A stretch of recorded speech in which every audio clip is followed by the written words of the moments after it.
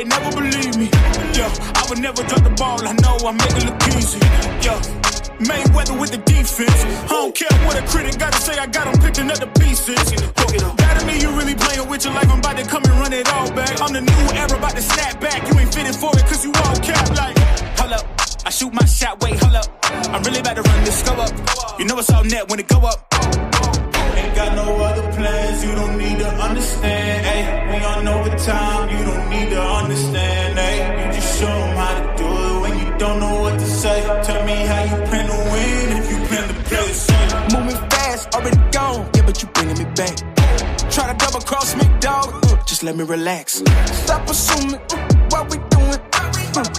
Keep it moving, what we doing. Cause it can get big right. Cause it can get big right. Cause it can get big right. Ay, please don't play no games with me, I promise I'm too much. Ay, I can never let up even if you had enough. Ay, this ain't for the faint of heart, we always playing rough. I had enough, it ain't luck. I needed a vision, I needed ambition, I needed a mission to beat a submission with no intermission. I see the collision, the crash in the distance, they coming off track, no. Now when they ask what's the motive, don't talk like the show. They all about to see what I mean in the moment. I gotta keep going, I'm shaking the dice and I'm keeping it rolling, they already know. Ain't got no other plans, you don't need to understand, ayy. We on overtime, you don't need to understand, ayy. You just show them how to do it when you don't know what to say. Tell me how you plan to win if you plan to play it safe. Moving fast, already gone, yeah, but you bringing me back. Try to double cross me, dog, just let me relax. Stop assuming what we doing. Keep it moving, what we doing. Cause it can get big right. Cause it can get big right. Cause it can get big right.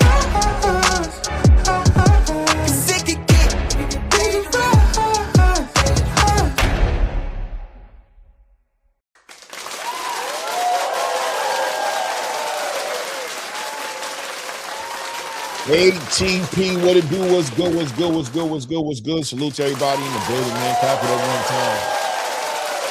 Clap it up one more again. We back at it with another one, another plug-in here.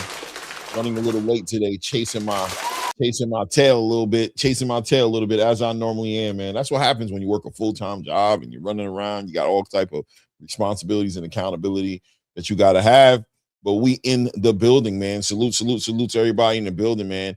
Let's see here. What time? Let's see here. Salute to JR Spock in the building, Sam from Jersey in the building, JD 4321 in the building. I know we're creeping in right now. A lot to talk about today. A weekend of great fights, obviously. There was some decent fights this weekend. There was an awesome fight Friday night, which I think stole the show. Literally took the spot for fight of the year, as far as I'm concerned, with Najee Lopez. That was a crazy fight. We'll talk about that. What's next? The light heavyweight division just seems more interesting as things move on, as far as this other generation of light heavyweights coming up with the Ezra Taylors and even the David Morrells, the Najee Lopez's, the Ben Whitakers, all these fighters, doing what they need to do to get themselves in the limelight. And you just want to start seeing these guys fight each other more and more and more. Najee Lopez showed that grit Friday night, really faced that adversity and showed up in spades, with what he was able to do. Arnold Barboza was able to go ahead and get a dominant victory against Ken Sims, which is awesome, right? Because now we get to talk about him in the 147-pound division. I love what I saw from Arnold Barboza. Wasn't so impressed with what I saw with Kenny Sims. With Kenny Sims, I just thought that he didn't bring his A game. He didn't bring what he could have done. The real thing he could have brought to the table, I thought, which would have brought more adversity, made the fight more competitive. But hey, man, shout out to Arnold Barboza. Maybe that's a credit to him. He was able to take away a lot of those weapons, take away a lot of that away from maybe he was able to take a lot of that away from Kenny Sims, and that's why it looked the way that it did. It is what it is, right? The biggest news right now that might be spinning through the space, in my opinion, would definitely be this Top Rank situation, multi-year fight broadcast deal with DAZN. So the Top Rank finally did Top Rank finally come to the table? I think without a doubt they did.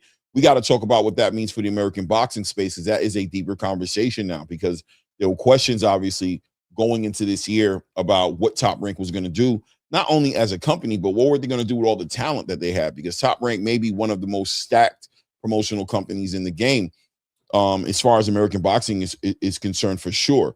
When you think about all the ring ambassadors that they have, when you think about all the talent that they have, from Brian Norman Jr.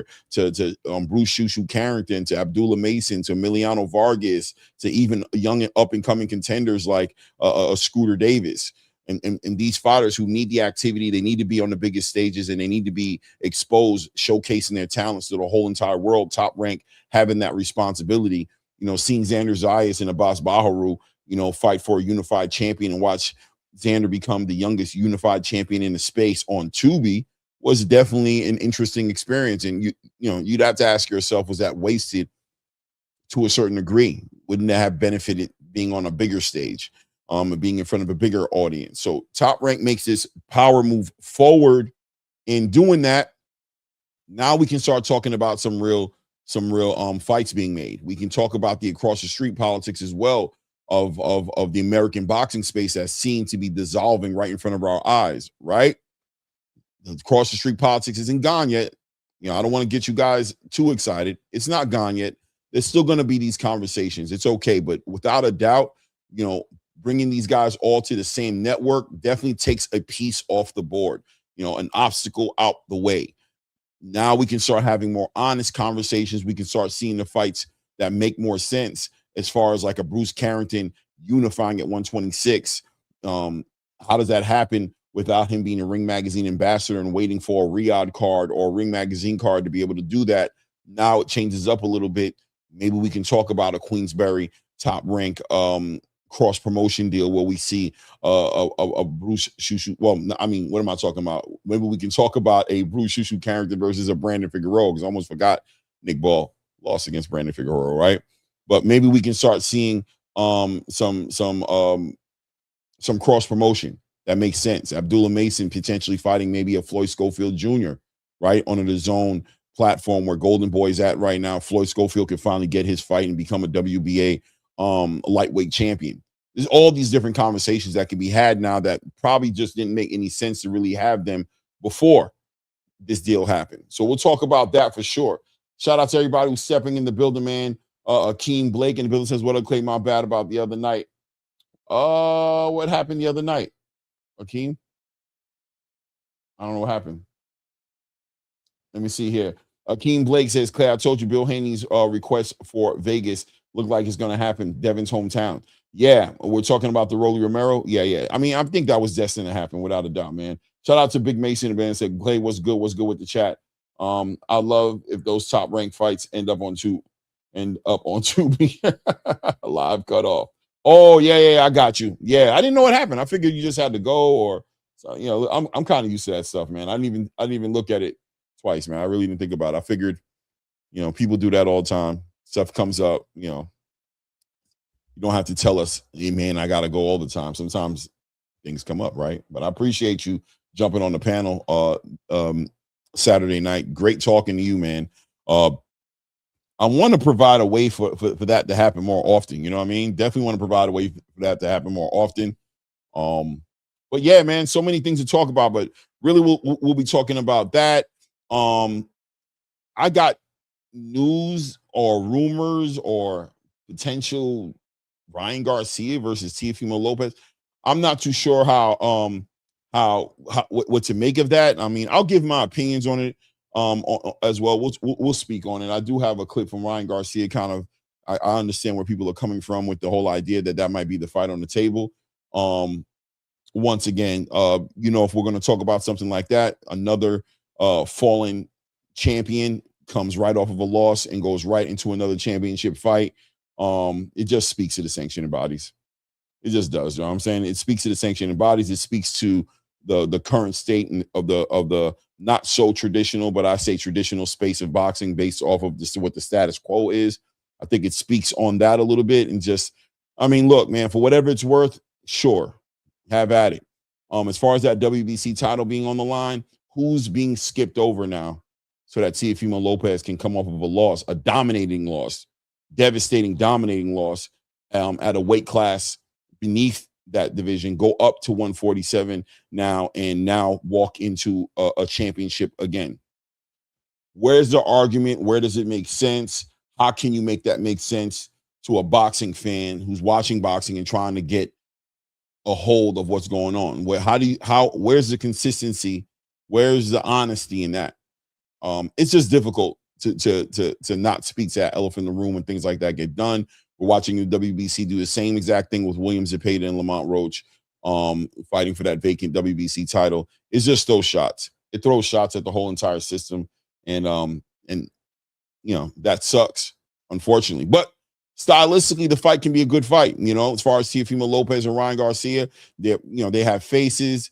Gives Teofimo Lopez an opportunity to redeem himself in a fight like that. You know what I mean? Against, Ryan Garcia is going to have a lot of eyes on it. Teofimo Lopez can pull this off. He puts himself right inside the conversation of 147 as far as the Devin Haney's fights, right? These are fights that we were all interested in one point in time. Teofimo gets an opportunity to do that. But other than that, it's kind of difficult.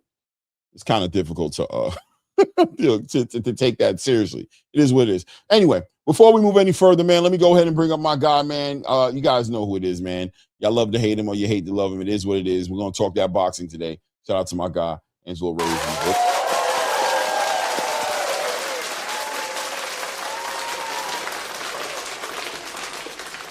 Got up a little bit. Let's do this right quick. Did I switch it up? Let me see. Yeah, okay. It doesn't matter. Man, the big screen. The big screen is the one that gets the most on it. They like the big screen for some reason. The algorithm does. No doubt. Yeah, how you doing, by the way? So I ain't talked to you in a minute, man. I know you've been. I haven't really talked to you a lot since your doctor's appointment. Yeah. Last week, and it's been, and then you had a crazy weekend as well. So how you been, man? Just always a reminder to everyone to count their blessings and always just be thankful that you're even alive, that we're even alive to get a chance to talk about this crazy boxing stuff that's happening out there right now. My mom got in a car accident, as I told you. So I was able to catch the fights on the replay, but safe and sound, man. And when I saw the wreckage, I was like, that could have been a lot worse. That could have been a lot worse than what it is. So, so if you're still blessed enough to be able to speak to your mom, you guys should take the time to, maybe sometimes she's a little hard on you, but don't even worry about that because you only got so much time with your mom until it's all over, Thanks. So yeah, man. And then, just this craziness of the weekend. What I was going to say, though, to get started is boxing is just red hot, bro. Like everybody in every sport is talking about boxing, right? Max Crosby just finished talking about how he loved boxing training in particular because it really helps him with how to get by the line and the hand-to-hand combat of it all, and something, the idea of like being able to read the impetus of the players. And then I just saw on the gram, bro, Lamar Jackson. He's throwing his he's doing the mitts, and a lot of these guys are getting into the boxing training. So certainly our sport is becoming more and more and more relevant in the regular sports fan base, the general sports fans, right? I was at the hockey game. That's why you see me wearing the green Vegas Golden Knights game. And them hockey players, they be throwing down, right? They could use use a little boxing technique when they get into their fights. But yeah, man, and then this Top Rank news, right? I've been waiting to hear exactly what the deal is with the zone. I know you and I have talked about it. You had that really good short about it too.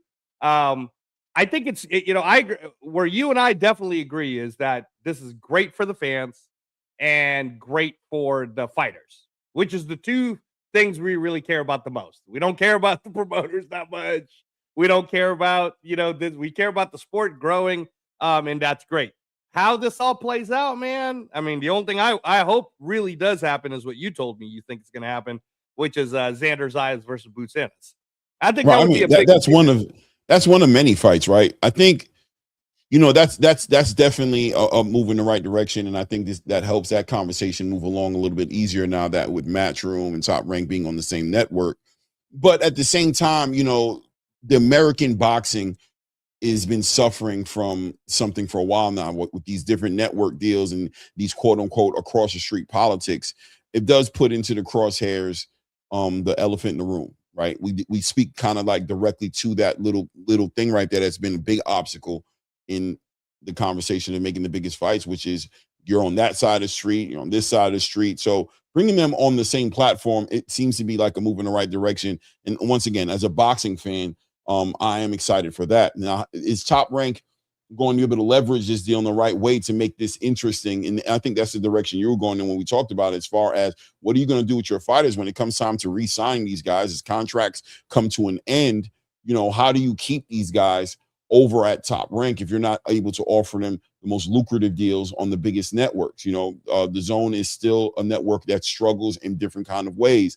Like you mentioned earlier, the fee, the $45 a month to watch the Zone in comparison to, let's say, a Paramount or a Netflix or what these guys are working on, MVP and, you know, Zuffa and what Turkey's working out with Ring Magazine.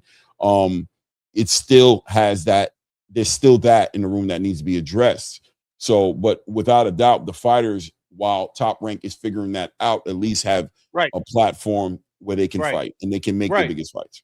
Yeah, no, and again, that's what we care about, right? How often do we always, Clay, when people think we're pushing a certain narrative, all we've ever said at the ATP Combat Media is we care about the fighters getting fights, and we care about us fans getting to watch fights.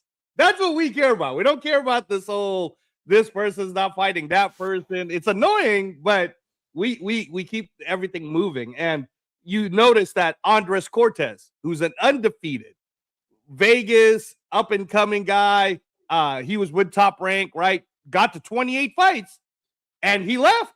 He's the main event now for April 5th on Zuffa Boxing, right? Michaela Mayer, who I would argue Michaela Mayer wouldn't even have a career if it wasn't for Top Rank giving her so many chances, right? Well, she left, Clay. She's like, well, I'm going to MVP, right? And this is kind of the conversation you and I were having, where in the grand scheme of the big battle of the sport of boxing and who's the one that's going to dominate, the one that's going to dominate is the one that can get the regular NFL, NBA, NHL hockey, Major League Baseball fans. Those are the guys that are going to dominate the space of the sport of combat, right? And currently in that space, you're getting free to access UFC. You're getting free to access boxing and MMA on Netflix, right? You're getting free to access Zuffa Boxing on Paramount Plus, right? And by the way, I don't know if you caught the new the Madison, but if you haven't yet, it's a part of the Yellowstone world. Yeah, I caught it. Okay. All right. Shout out to Kurt Russell, Michelle Pfeiffer. I was so upset at that, man. It kind of disappointed me. I wanted him to last. Anyway, I don't want to talk. All right. So, no. But my point is that the only reason why I'm having to pay the subscription for the Zone is for the boxing. They're not giving me all this other content. So most people in the world that can afford it already have Netflix, already have Paramount Plus, because they're watching Landman and all these other shows, or they're watching Bridgerton and whatever it is they're watching on Netflix, right? So when I say it's free to access, Claymore, I'm talking about how it is free to access because I'm not paying an extra pay-per-view. The Zone, on the other hand, sir, is still requiring me, because I'm on regular subscription, I'm not going to cave and pay the $45 a month. They're still asking someone like me, Claymore, to pay the extra $70 for a pay-per-view. And no, sir, I will not do that. Not until you get your shit together, the Zone. You will not get Angelo Reyes' money. So that's me, though. I think that, you know, that is something that they have to figure out how they're going to approach it. But without a doubt, this sweetens the pot up. This makes it make more sense for a boxing fan who may have been on the fence. They're accomplishing a mission. If the mission is to become the face of global boxing, you know what I'm saying? They're doing it one promotional company at a time. I mean, arguably the only company missing from this right now is the PBC. You know, Golden Boy. Well, Golden Boy's still in the air. They seem like they're not going to be there, but we don't know exactly what's going to happen yet. But right now, at the moment, Golden Boy is on the Zone. You know what I'm saying? For right now, until the summertime, until they figure out what their next move is going to be. But the fights being on one network, I think, helps a lot of the conversation move forward as far as the big fights being made. You know, we'll see what happens. I think they have to work on that. We'll see what ends up happening with that. But there's some flexibility in the deal as well. From what I understand, Top Rank will have the flexibility to work with ESPN still. They can still work that out. I'm hearing they are presently still in conversations about how they're going to structure that. So that's something that may legitimately still be on the table to happen for them as far as with ESPN is concerned. And of course, another big thing is obviously Turkey Al-Sheikh, Ring Magazine. Having all those fighters on the same network makes it easier for potentially Saudi Arabia, for Turkey to facilitate the fights as well. Now it's not so much, so much red tape. And they're like, oh, now I got to pull this guy over here. I got to pull this guy over here. Now it makes it a little easier to facilitate. So Ramadan coming to a close soon. This week this week in a couple of days will be done. And I have a feeling conversations are going to start sparking up a little bit on the back end of that. You know what I'm saying? When that clears up, I think we'll get a better idea of what Turkey plans on doing in this space as well. Right. You made a good point too about how that, when you were doing your across the streets idea, the fact that Top Ranks with the zone should make it a lot easier to make fights between Joe Cordina and Abdullah Mason or Xander Zayas versus Boots Ennis, right? Whoever, you guys could start playing that matchmaking game if you want to. Here's who Matchroom has. And since Matchroom has X person, then they could set up with Top Rank. Same with Queensberry. We just watched Anthony Kakache win, and he's a champ now, right? So a lot easier to make Navarrete Kakache. Although Navarrete, they're talking to you about fighting my Filipino guy, man. Yeah, it's gonna be Charlie Suarez. I think that's a fight. I hope so. I think that's a fight. I give Charlie a chance. I'm rocking with my guy Suarez. I'm rocking with him. I know, Clay. I know everybody's going to have as a plus 1,000. I don't care. We won the Oscars too, guys. By the way, it was a great fight. The last fight.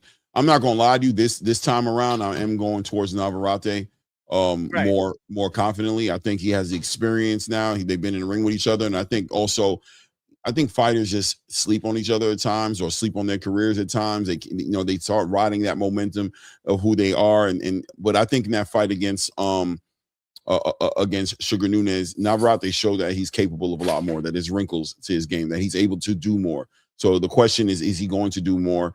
I think he's the guy, in my opinion, who has a lot to show as far as adjustments are concerned. And I'm way more optimistic right now than I was before. I'm like, oh, this guy can really adjust and really take his career seriously and look different in the ring based off of that. We'll see what Charlie Suarez is able to do, but I still think it's going to be a great fight no matter what. Yeah, no, awesome. And again, this weekend, I know we'll get a chance to talk about it a little bit more later, but man, this weekend is freaking packed with boxing, bro. It's insane. Oh yeah, I'm gonna actually save that zone. Yeah. We'll probably save it for Thursday because there's so much of it, right? Probably. Yeah. I'll be honest with you. We'll see. Yeah. There's so much to talk about on this one as well. Man, listen, man. Najee Lopez Friday night. Jesus. Well, it shocks me a little bit because I don't hear a lot of people, believe it or not, talking about it. Now, I see Pro Box has been pushing it, right? They want Najee to be the face of they want Najee Lopez to be the face of Pro Box. That's what they're picturing it to be, which I believe him. I think that's what it is. I think Najee Lopez is the face of Pro Box boxing right now. I definitely do believe that. But I'm shocked that people aren't talking about this a little bit more. That performance was definitely, right now, I'm going to say confidently, fight of the year. Definitely a fight of the year candidate. So as far as up to this point, there's more fights to come, but what was a better fight this year than that fight? That fight had it all. He had the knockdown, it had the blood. It had the... Okay, now, first of all, this goes to asking that question is a little bit loaded because this goes to how great of a sport boxing is. That when we started the year, we already had great fights, starting with Dalton Smith versus Subriel Matias. How easy it is for people to forget how great of a fight that was, right? Like fight of the year type of a candidate. And then as you moved on throughout the rest of the year, man, I mean, we've had some really good fights, like really good, Clay. Close, back and forths.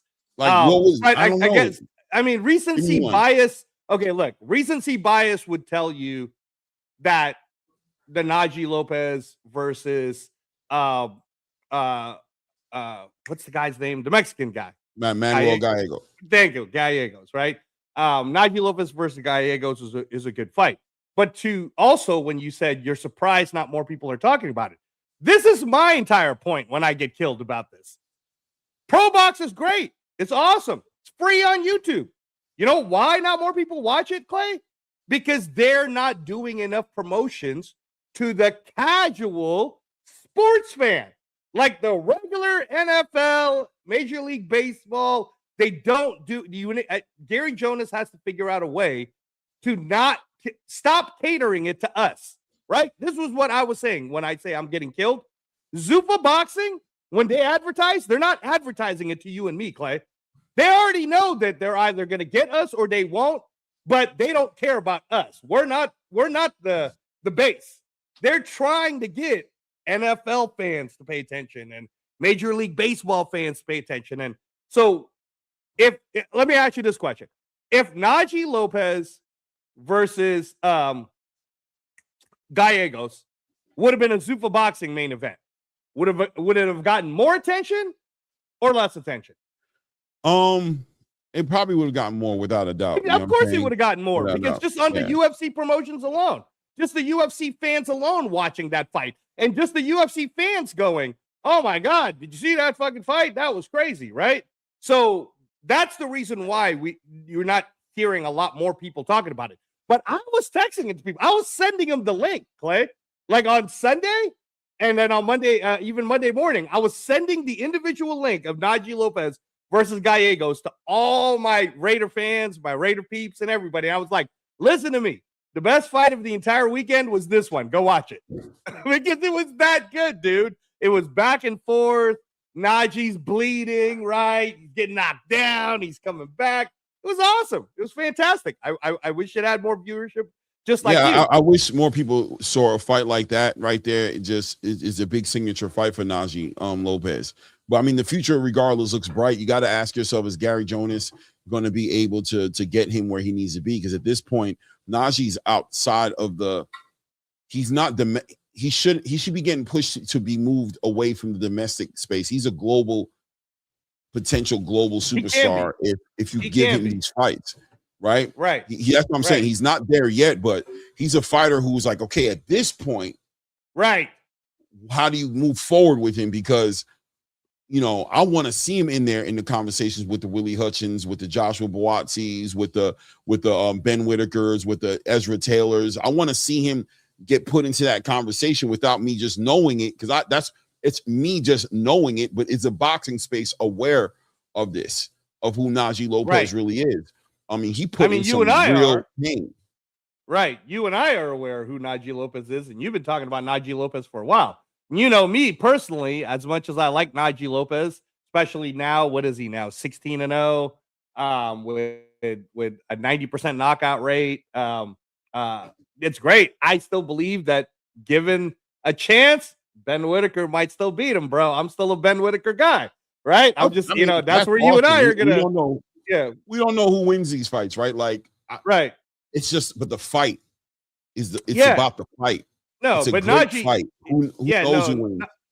Najee should be fighting your Buatsis, like you said, or even Katayev, who I don't know when. Yeah, Imam Katayev, you know what I mean? Yeah, it's a great, but how do you? That's the question. Yeah, Hot Rod would be great, right? But then that's again, I feel like is Najee, or do you even know when a pro box fighter is fighting Anthony for pro Yardy. box? I'm gone. Yeah, Anthony Yardy would be fun. But when a pro box fighter is fighting for pro box, like Lamont Roach was, are they beholden to pro box, or are they able to I think without a doubt there's flexibility. Go back and there's forth. Flexibility. Okay. But there still needs to be a machine behind him. There still needs to be, he's a high risk, low reward fighter right now. So he's not, these fighters shouldn't want to fight him and probably aren't going to fight him. He needs to be moved into a lane. Is pro box going to be able to provide that for him. They did that with Lamont Roach, but Lamont Roach was given an opportunity by Gervonta Tank Davis. See, That's true. it wasn't I mean, based off of they did the same with Lester Martinez, who they're going to showcase this right. weekend. But But Lester Martinez, they kind of grew, right? They grew. Lester Martinez earned his stripes though because he got an opportunity on that Riyadh card, on the Ring Magazine card or whatever it was. You know what I'm saying? And they finally saw him against Christian and Billy and was like, a lot of people we already knew. You know what I mean? Right. But a lot of people were like, damn, Lester's like built up a demand, and still you got to ask yourself. He's about to fight for his for an interim title on that Pro Box platform. Now, I heard that place is sold out already. I heard everybody. Oh, I'm sure it's gonna be a big event for them. I'm sure it is. I mean, that's what I'm hearing. You know what I mean? Lester Martinez is a star, bro. If he gets signed with somebody, he's a star. So. But he got the opportunity. It wasn't on the Pro Box. Pro Box was the beginning stages, but the big opportunity was on a bigger stage. How do we get Najee Lopez to that bigger stage? And you know what I'm saying? Like, we need to get him on a. I don't know. I don't have the answers. I don't want to act like I got the answers, but I'm going to say that don't waste it. Don't waste what he just did on Friday. Yeah. Which, by the way, like you said, bro, with the space of just sports in general, and this is where, at least me, Clay. I'm trying to always get our listeners to understand the competition for boxing is the other sports, right? The competition for boxing shouldn't be against each other. They shouldn't be eating each other like a cannibal, right? And the fact of the matter is, we're in free agency period right now. The draft's coming up in a couple of weeks for the NFL, and a lot of regular sports fans are talking about that. Najee Lopez, as every day goes by and no one is talking about it, highlights aren't being shown. Pro Box, like if Chris Algieri and his partner Dan Canovio is already moving on with other news, and they're not mentioning Najee Lopez when they have a platform and the Ariel Helwani YouTube, then you have to put the blame on them, Clay, right? Like, they're the ones not pushing it, because we're pushing it. Dude, I mean, like, I don't know how many texts you sent, but I sent it to everybody. No, listen, man, we're talking about it now for a reason. To everybody. It's strategy. It's chess, not checkers. You know what I'm saying? And I'm questioning what they're going to do with him. I see him right now. I saw him on Pro Box yesterday. So I seen him, Paulie Malignaggi, Chris Algieri talking. And today I've seen him with his head trainer on Pro Box again. So Pro Box is trying to do what they can do. They see it. And shout out to Pro Box, by the way, a great platform. You know what I mean? They really are a great platform. But Najee needs the next step. So this is on Gary Jonas to kind of take Najee underneath his wing, the same way he did Lamont, the same way he did Lester. And he has to, and I'm excited to see what he does with him, how he positions him to put him in a place where he gets that recognition. He needs a signature fight. He's ready for a signature fight that can get him to the next step, because he's nowhere near a real title shot. And what might end up happening, not unfortunately, because it's a great fight, but Osley, right? Osley Iglesias is a fighter who can't get nobody to fight him either. You know what I'm saying? But Osley's hold on though. But Osley's is fighting for the 168 vacant IBF. Bro. Exactly. He's not at 175. Najee's at 175. Oh shoot, I'm bugging. Oh my goodness. Yeah, you're bugging, bro. I was like, I don't know where you're going with this, bro. But you're no, I didn't. I didn't put that together right. Let me save this here. It's not so bad for Najee, because I feel like, and people might eviscerate me like they always do, Clay, when I say this, but why wouldn't people get excited over Najee Lopez versus Hot Rod Kaladzic July Zuffa boxing title? I would. I'd love that. I'd be like, awesome. But because the rumors were, according to Lance Pugmire and other pundits, that they were talking about July being a Zuffa boxing 175-pound championship between Hot Rod Kaladzic and the Zumbek. I'm sorry, I always butcher his name. Umar. You know what we're talking about. But the guy from Wildcard Gym who got possibly knockout of the year on Super Boxing 3. Zumbek. So anyways, but they're talking about Hot Rod Kaladzic versus the Zumbek for the 175 title. But Clay, why not Najee Lopez? You see what I mean? Because if you're willing to do that, Najee Lopez has more fights than Umar. Right? So I'd rather see Najee Lopez versus Kaladzic for a title shot. But so that's what I mean is I think that I find it more weird that people like Top Rank or PBC or anyone else has not tried to get Najee Lopez locked down in a contract. Like Eddie Hearn, I'm asking you, why have you not tried to lock down Najee Lopez on a contract? Like, what's the problem with Najee Lopez? You know, I don't know. Well, Najee's tied up. He's signed to Pro Box. He is signed. He is a signed fighter. He's not. But you said it's fluid, though, right? And I said that there's flexibility for like cross promotion opportunities, but it's not come take my fighter from me and sign. You know what I'm saying? And take him away from me and just I'm in the air now. And no, that's never going to be the case. Gary Jonas is too sharp of a businessman to play that game. He kept a hold of Lamont Roach. He kept a hold of Lester Martinez. He's allowing them to find opportunity and cross promote on different platforms, but he's not giving up contracts. Salute to my brother Ray Davis in the building, man. Long time no see, man. Good to see you and see you in living color, man. How you living? I'm good. I mean, I did see you like not too long ago, but it's okay. No, I'm talking about on the show. Like, when was the last time? I think last time I see you was in Scrubs. No, you weren't on the Thursday show. You weren't. I was on the Thursday show. I'm positive because you were on the Tuesday show that I wasn't on, but I was on the Thursday show that you weren't on. So it's been like a week since I thought it was opposite, but okay. No. All right. Either way, matter of fact, the last time I talked to Clay was the fight. Right. Exactly. So you guys saw each other on Saturday. Okay. Exactly. But usually my guy was in Scrubs and kind of putting, you know what I'm saying? Doing my job and cooking the scene. Oh, no. Exactly. But Ray, what you think about Top Rank, man? I think it's a great idea. Now, I don't know if you touched on this, but I heard that the money that they mentioned was misleading. I heard it was actually more in the negotiations than it was reported at 1.5 or something like that per fight. So, I mean, that's literally what I heard recently. But I think it's a good deal, man. I knew it was coming. I think we all speculated on it. I actually just watched your video. You confused me a little bit because you said I'll be on tomorrow. And I'm like, he just put this out 40 minutes ago, though. So I'm like, he ain't coming on today. I shot it last night, man. I'm still getting. I figured that. Getting that ability. You know, I gotta think. Yeah. So I'm like, oh, I guess he ain't coming on today. So I literally just left this. I left the video, and then this popped up. I was like, yo, this guy's crazy. But yeah, no, man, I like it.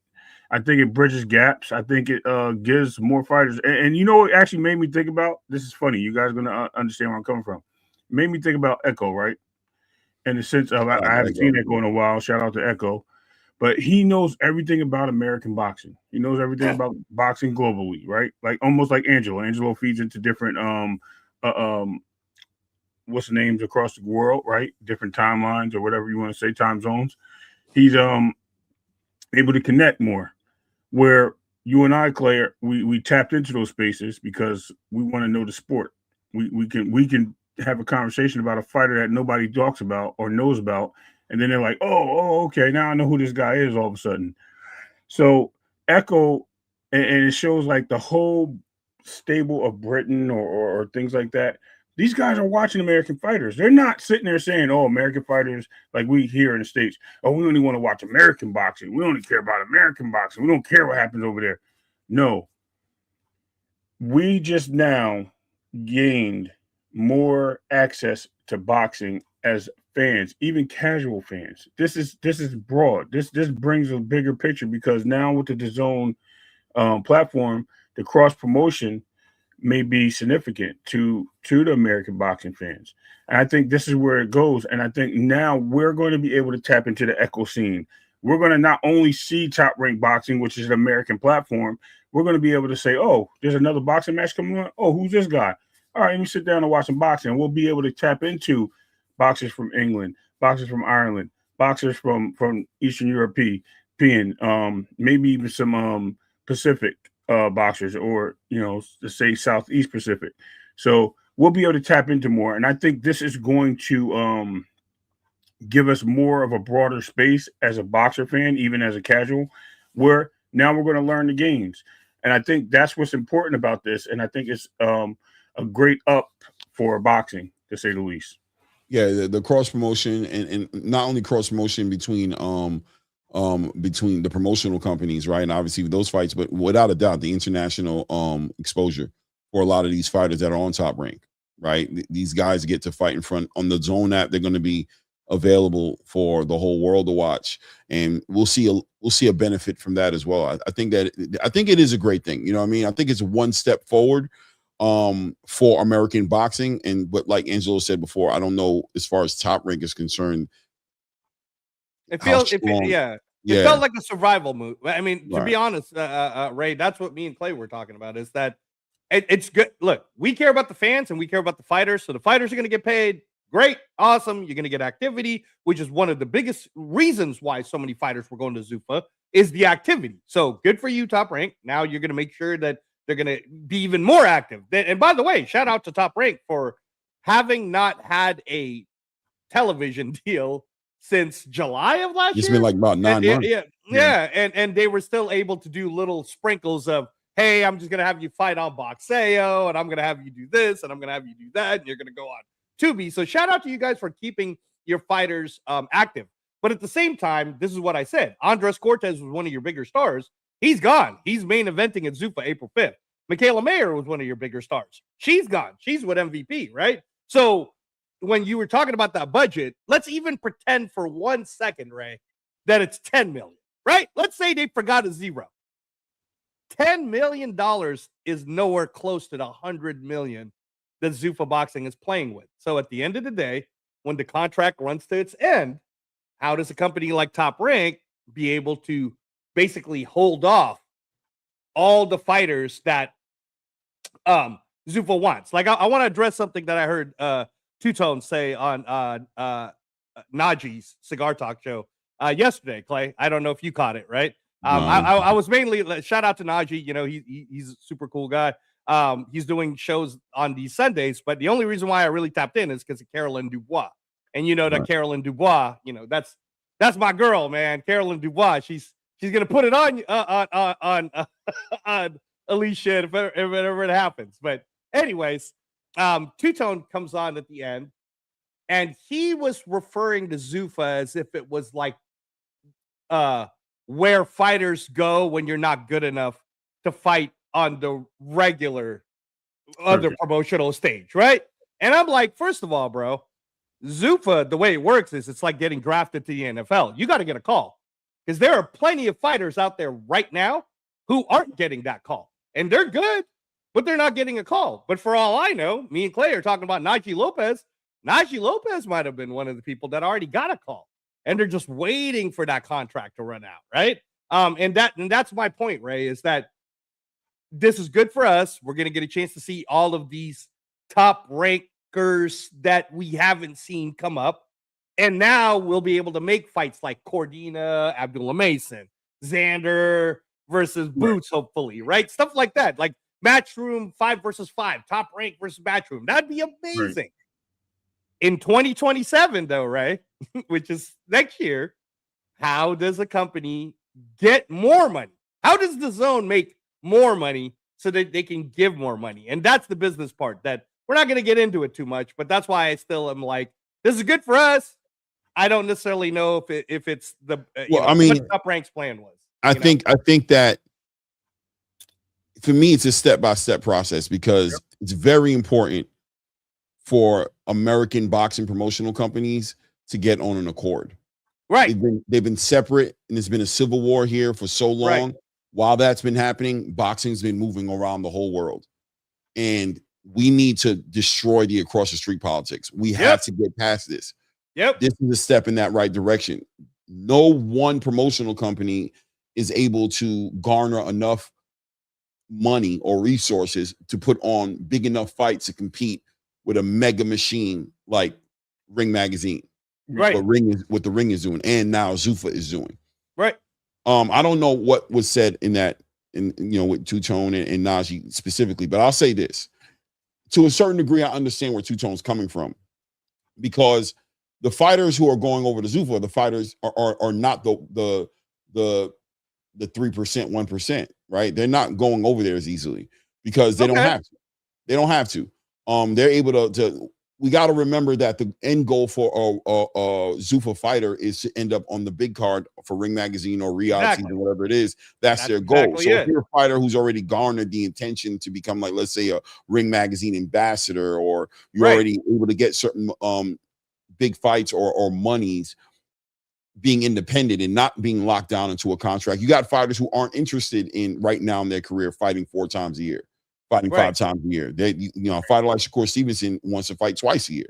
You know what I mean? David Benavidez only wants to fight twice a year. These guys who are moving that way, who are the elite of the elite, yeah, I agree. They wouldn't probably end up at Zuffa, and if they did, to be like for a 1-off fight, 2-off fights. You know what I'm saying? They do quick little deals and get in and out. But the consistency that Zuffa is able to offer, most fighters, I think, the lion's share of fighters see the advantage of that. The question is, the elephant in the room with Zuffa is the sanctioning bodies, is the belts.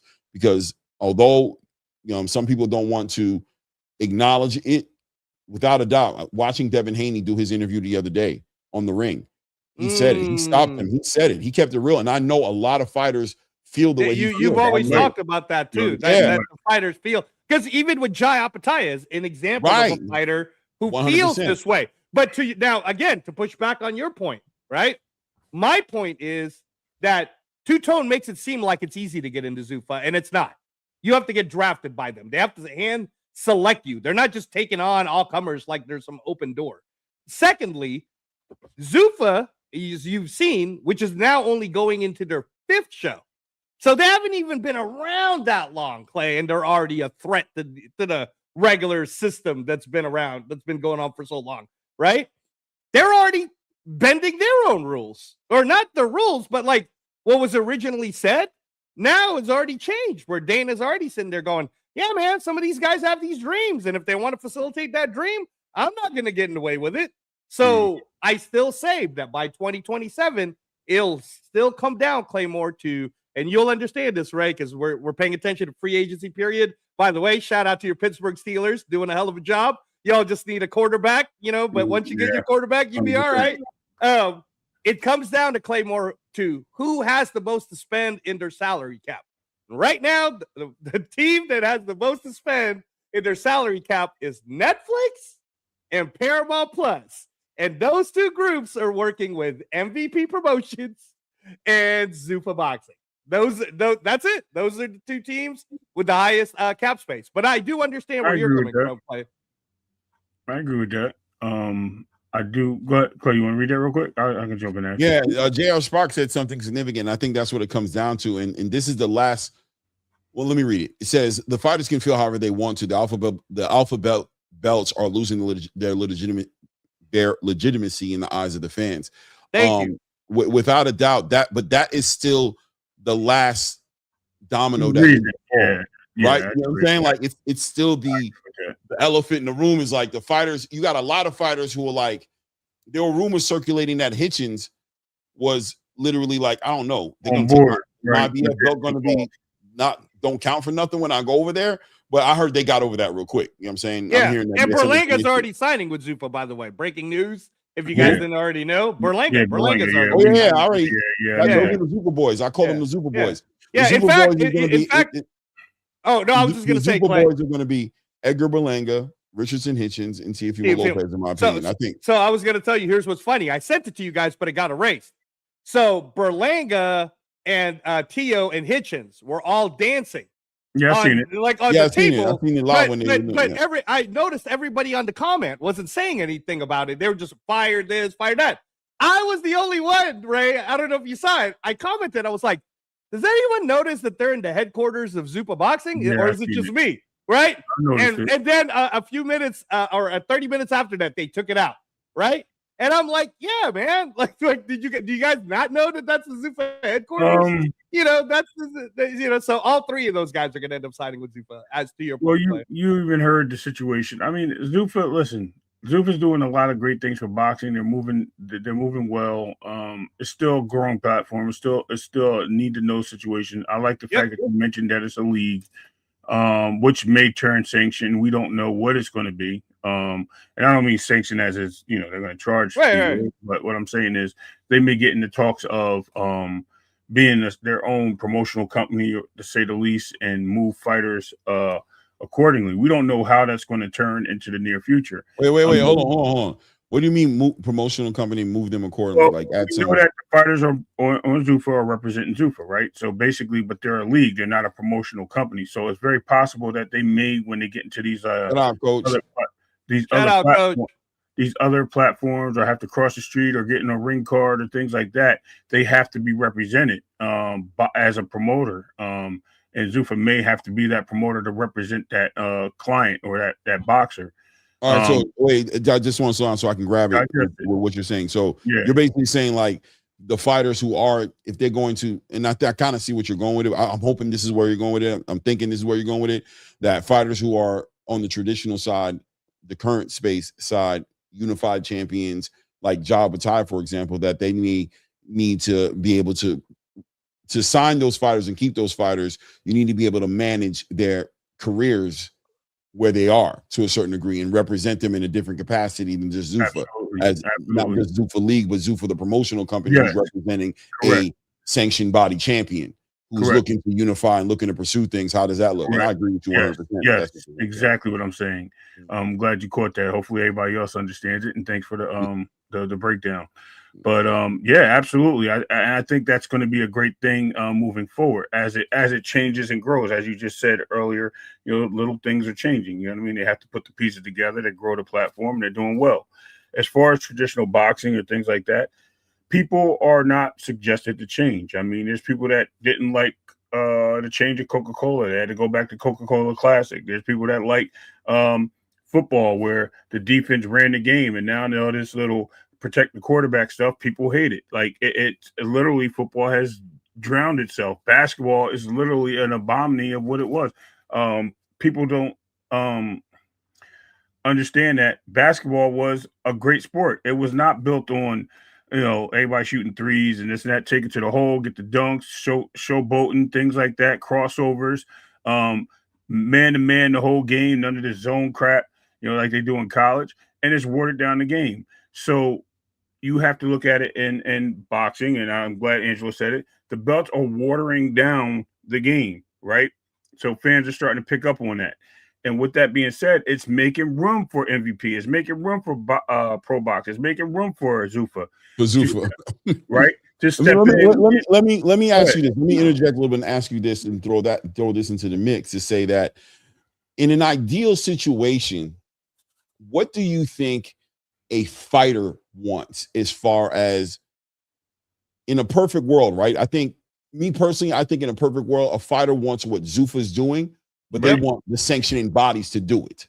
Yeah. Right. Does that make sense? Right? Well, that makes sense. Totally makes sense. Clay, in fact, let me drop this because I want to continue. Exactly what you just said, too. I'm going to tap on, and I'll drop it real quick and let you tap in. That's exactly what they want. They want to be able to know when they're fighting. They want a full schedule, and they want to be able to compete for the top titles. You know what I mean? They want the best of both worlds. They want to combine those. And the thing is, if I can get paid, know I'm going to fight, I'd rather take that, and it can lead to something else. If I don't want to resign here with Zuffa, then I can go on and I can pursue my career. People know who I am. I become something. If I decide to stay with Zuffa and I continue and I get an opportunity to become a ring champion, and that belt becomes more significant by the day because it's growing, guess what? Who cares about the sanctioned body? So it's a two-way flip-flop on the coin. Like it can land on heads or tails. But I think what you're saying is 100% factual, Clay. These fighters are looking to make their worth. The reason why they got into the fight game is to fight and know when they're going to fight, not sit there and dilly-dally with promotional companies, because it's not just a sanction, it's the promotional companies too. They're holding back on these fighters. They're having these fighters fight here. You don't know when Antoine Russell's going to fight again. It took him almost a year to get a fight. More than a year, actually. When's the last time you seen Caleb Plant? This fight has been on and off twice. You know what I mean? I think it's been about 9 months. Before that, wait, let Angelo don't say it wrong, because we got to keep it moving. Yeah, no. What I was gonna say to what you were saying, Clay, is it is very factual that in an ideal world, what the fighters want is what you're talking about, Clay, in where they could go from amateur background into a pro system that's like the NFL, where there's a schedule and you know exactly when you're fighting, and how you're going to grow.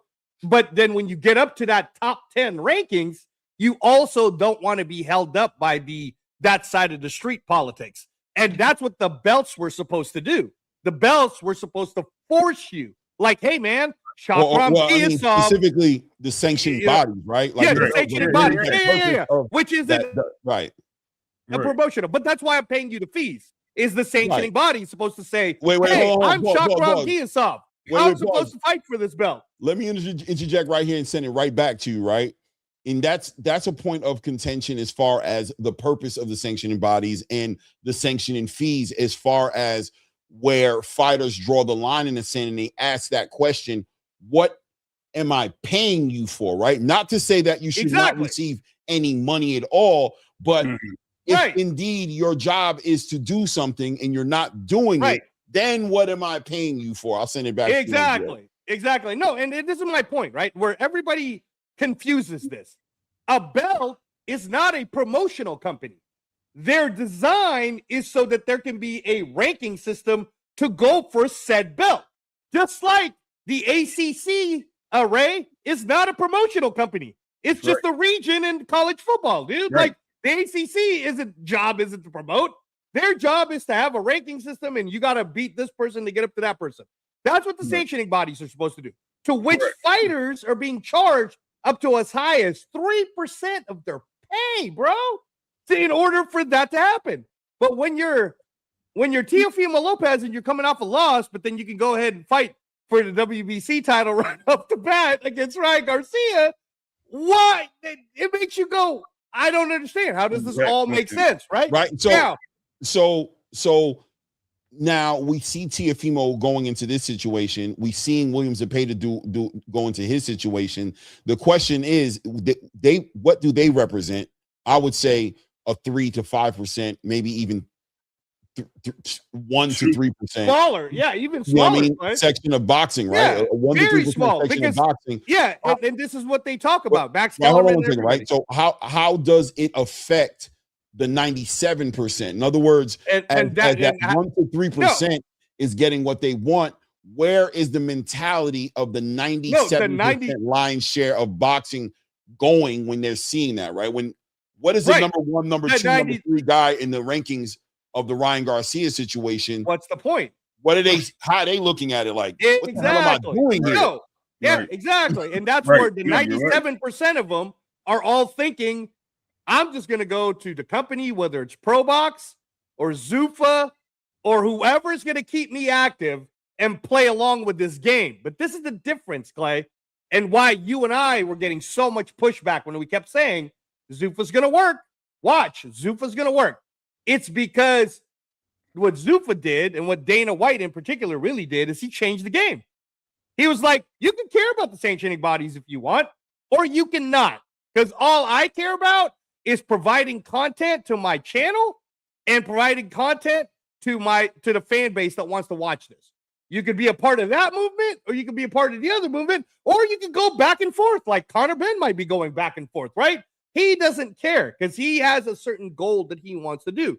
So now going into what I was trying to say, which is you pay a sanctioning fee so that they can hold the rules together.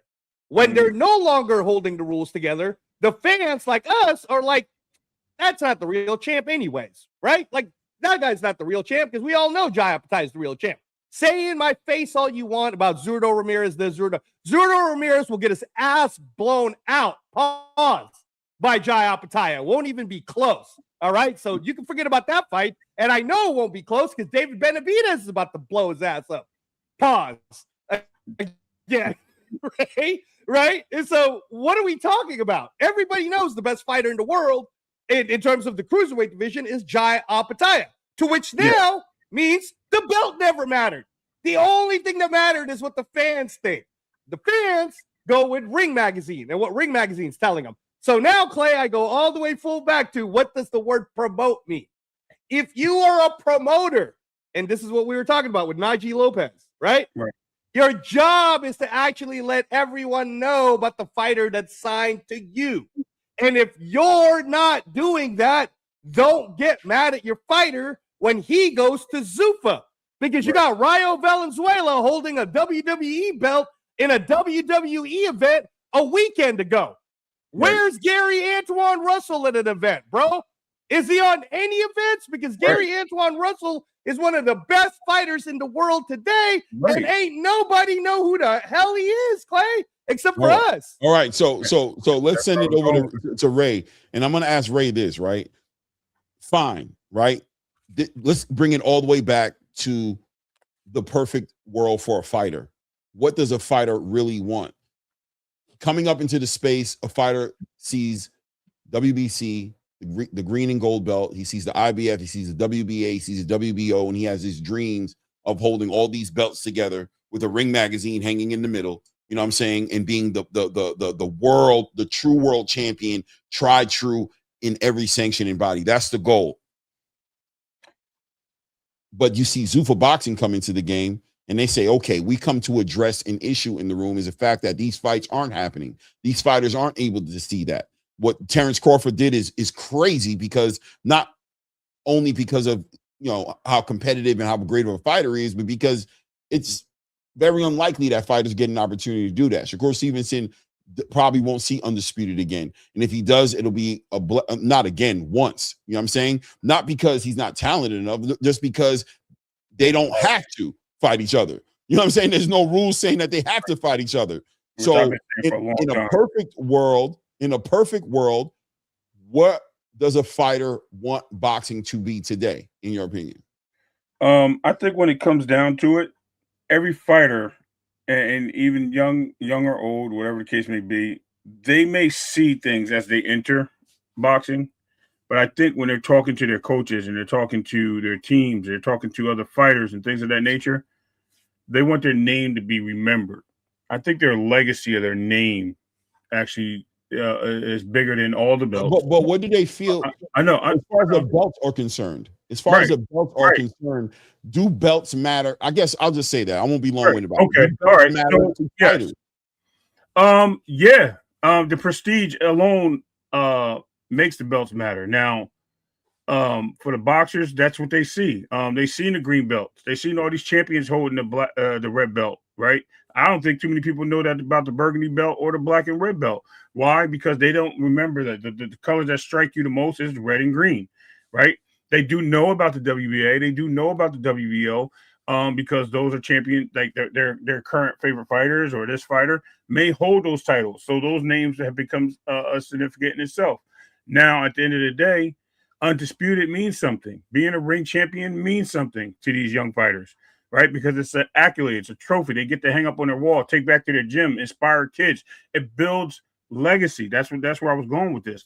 It builds this for this next generation of fighters coming up, and it puts their name somewhere in history to allow that to happen. It brings up a town, a city. It brings up a story. It brings up character. There's so much that comes to this conversation, Clay, when you're talking about a fighter having dreams and aspirations as they're stepping into the ring. All right, they're going in 0-0, and then they try to get that first win. This is something that they built their whole life towards. And okay, now hold on one second. Akeem Blake says, Clay, fighters want money at the end of the day and be active, but they want big paydays consistently. So there will always be a conundrum. I think it's Akeem. Thank you for the engagement and for the input, because I think it comes full circle. I think that's definitely a huge part of it, right? Because at the end of the day, the legacy, the unification, the undisputed status of a fighter brings the money. Right. That's what they say. That's what Devin Haney was saying on the ring, right? He's saying with the belts comes bigger paydays, comes all these other things that we as prize fighters value. But in a perfect world, would a fighter rather a tried true, a lane to it? Mm-hmm. It seems like it's not promised. In other words, it's not promised anyway, because if you lose, right? But if I continue to win, it's still not promised in this system. Right, Ray? Like, it's still not promised. It's still based off of, it's not a merit-based system. It's based off of favor. It's a favor-based system. And I think what they see in Zuffa is that Zuffa removes that. and makes it merit based, that anybody can get it as long as they can earn it inside the ring. What do you think about that, Ray? And can I answer this before I even go there? I just want to say that to his point, we can talk about the money all you want. So the money comes with the stardism. If you're not a star in the sport, the money means nothing, because you've seen champions, people get belts, and they're not making bags, but they love the fact that they're champions because then they can contend and they can move certain ways and get more fights, get bigger fights. That then intel brings money then. So as far as them going to chase the money, that's not always the case. A lot of people want that strap. That strap is significant. That strap brings them more at the end of the tunnel than it does climbing the ladder. And that's what we have to understand. The money's going to be there. It's a growth spurt, right? You get promoted at a job. You don't come in there if you're a janitor and become the CEO overnight because you clean the bathrooms the best and mop the floors the best. No, you have to work towards stuff. You have to show them that you're dedicated, show them that you're on time, show them that you're willing to do what it takes to get to the next level. And as you do that, you continue to grow. Then the money comes. It's the same thing in boxing with these belts. And it's the same thing with the accolades that come along with the belts. So the money is not always what it is. We're living in a world currently of the Floyd Mayweather era where money is power in boxing. Yes, to a degree, right? Because the promoters are pushing for bigger bags than what these boxers have ever gotten. But there's, like Clay said, 97% of these fighters aren't making that. So what are we talking about? We're not. Well, you know I mean? let me interject here real quick. J.R. Spock says exactly. The belts do not represent meritocracy, fame, or money. Listen, and that's, and I'll send it right back. As a matter of fact, I'll send it to Angelo on this one as well, getting him involved in the conversation. But what you're talking about, Ray, I resonate with it, but I think it might be, unfortunately, outdated thinking. And the reason I think that is because the belts have devalued themselves. They've removed the legacy, the honor behind them, and they've made it about money. And because they've made it about money, fighters have switched up, and now they're about money. And they're realizing that these belts are a facade. It's really about the money. So in comes a turkey a la chic, right?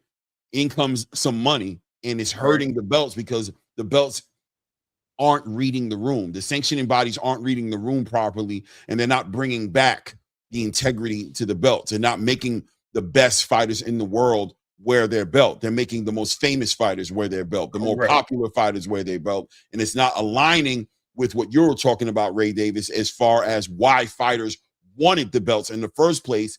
Now that they see the belts aren't representing that in real time, they're leaving that traditional mindset that you had, and they're going into another lane. But Angelo, tap into this one though, and I'll ask you the question directly and say, so if Zuffa Boxing is bringing that back into the sport, how does the Zuffa Boxing gain the legacy accolades it needs for that belt to be as valuable as they want it to be? Because it's just not that yet. It doesn't have the history. It doesn't have anything behind it except for a promise. What does Zuffa got to do to make that belt worthwhile so that a fighter who used to be legacy driven and belts did matter for them to come over there? Because right now, in my opinion, a fighter comes over to Zuffa for consistency, paydays, and a lane to a bigger payday with Ring Magazine. It's not belt. It's not about the belt system just yet. What do you think? Yeah, well, first of all, again, it's funny to me how, if we're talking about a promise, right? These sanctioning bodies have been promising a bunch of crap to everybody for a long ass time, and they have not delivered. In fact, I'll argue to say that the only people that tend to deliver, Claymore, is Terrence Crawford, right? Because the sanctioning bodies wasn't the reason why Terrence Crawford, Errol Spence happened. Terrence Crawford versus Errol Spence happened not because of promoters. Terrence Crawford versus Errol Spence happened because Terrence Crawford said, bro, you tell your people to stop messing around because they're messing this up for you and me, for us, because we're the ones that matter, right? And when that and that movement proved to people like Turkey, yeah, man, I don't get it. But was money the issue? So let me solve the money problem. And then he came to find out exactly what he's finding out now, Claymore, which is money wasn't the issue. It's this weird ego, political power Game of Thrones crap that basically is blown it all up. So to answer your question, it's not what Zuffa's bringing to the table. It's what Zuffa's already brought to the table. It's already finished, bro. They've already brought it to the table. The question you should be asking isn't what does Zuffa bring to the table? The question you should be asking is how long is it going to take for Devin Haney to realize this? How long is it going to take for all these other fighters to realize the very thing that Jaya Pataya had to realize? The very thing that you're going to hear about when Usyk signs with Zuffa. The very thing you're going to hear about when all these other bigger names start signing with Zuffa by the fall of 2027, because they're getting the call from Zuffa, like Bam Rodriguez got a call from Zuffa. Bam Rodriguez got an offer from Zuffa. So much more money than Matchroom was willing to give him that Matchroom had no choice, Claymore, but to at least match it, dude. Otherwise, they would have lost Bam Rodriguez too, right? So no, bro. No, what Zuffa's bringing to the table is simple. What boxing used to be back when Joe Louis was fighting is you want to be the best, you got to fight everyone in this system, which Joe Louis did. He fought him 25 times, 25 titles, which is why someone like Inoue would be perfect for Zuffa. Because Inoue doesn't ask, oh, no, I don't want to fight that guy because I'd rather fight Rolly Romero or none. Who's next? That's who I want to know. And then that's who I fight, right? Now, for us fans, Clay, we're confused, bro. We're fucking tired. Nah. What does this red belt mean versus that black belt? Is Rolly Romero the champ? So if Rolly Romero is the champ, then why the fuck is Shakram Giasov, who's ranked in the top 10, fighting Kurial? And what does an interim belt matter, right? Like, what does it all mean? So I'm with J.R. Spock on this. J.R. Spock says it exactly right. If the biggest fight of recent times was Jake Paul, Mike Tyson, Jake Paul, Anthony Joshua, right? Even if we're going to say Bud Crawford versus Canelo, we were intrigued more at what Bud Crawford was going to do. That's why we wanted to watch that fight and what Canelo has been. But if you took away the belts from that, Clay, people still would have wanted to watch Canelo versus Crawford. Just like people still want to watch Tyson Fury versus Makhmudov and Conor Benn versus Prograis. It's accessible. It's free to access if you have Netflix. And I could go on and on with this exact thing. But no, bro, Zuffa Boxing's already arrived. It's just a question of how many of these fighters want to come play in this side of the playground. Well, I'm going to interject and say that it's about the elephant in the room for me. And the elephant in the room with a lot of these big fighters is the belts. And it's not something I can look past because they're not looking past it yet. So the question is, how does Zuffa bridge that for these fighters and make it make sense? Because what just happened with Jal Pataya was a little bit of a shock for a lot of people in the industry. And a lot of fighters are considering it. They're going, damn. They thought Zuffa was able to bridge that, but are they able to bridge it? If the sanctioned body is going to draw that line in the sand, then what does that mean for their abilities to achieve their own personal goals and aspirations? Shout out to Welcome Down Van Houder, who says Tank is not unified and he's a big star. Haney was undisputed and makes a killing. My point is you have to be top tier to get paid, but for average fighters, they want the check. Belts will come, no doubt, no doubt. So, I gotta jump down. You gotta jump down. Yeah, gotta get my kids. But go ahead, go ahead real quick. I'm gonna tap that. Sam from Jersey with the super chat. Salute, man. Appreciate the love and support as always. Man says, in your guys' opinions, what do you think caused for Zuffa Boxing to rise and across the street politics and boxing? That's what I'm gonna touch. That's a good question. You know what I'm saying? Yeah, I think I'll tell you the answer is Turkey. Hold on, wait. Hold on a second. I think it's a great question, and I think it's a point of one of the biggest points in conversations in boxing and American boxing. We talked about it so many different ways, but I like that Sam just brought the question up plain and simple. For a casual who may not be as familiar with the history of what got us, the storyline of what got us to today, the across the street politics was very simple. It was promoters squeezing money out of boxing. It's the Oscar De La Hoyas, the Al Haymans, yes, even the Bob Arams, you know what I'm saying?